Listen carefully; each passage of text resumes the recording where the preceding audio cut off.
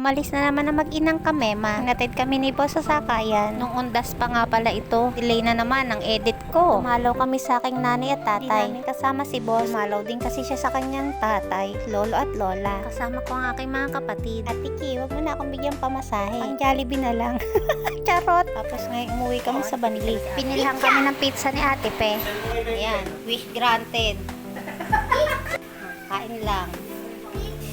Punta kami sa aking mga kapatid. Aba, yung pamangking kong anak ng kontraktor. Ay, anak ng kontraktor ay tulog na tulog pa.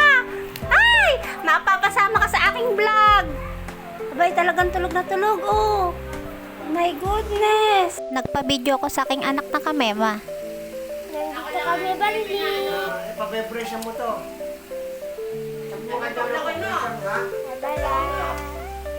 Ang sarap sa pakiramdam na kapag kaming magkakapatid ay magkakasama ay kwentuhang malala. Nakasilent na yung kwentuhan namin dyan kasi syempre confidential. Amin-amin na lang yun. Usapang pamilya baga. The Royal Family. Yung tawa ko nakakasusot.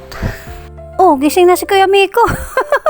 Maaga rin kaming umuwi. Hinatid kami pa uwi ni Kuya. At syempre, masayang-masaya ang kamema nyo. Hindi na kasi mahirapang mag-commute ang aking batang kamema, ang aming Disney princess. Oh, hanggang dito na lang ang aking kwentong mema. Maraming salamat!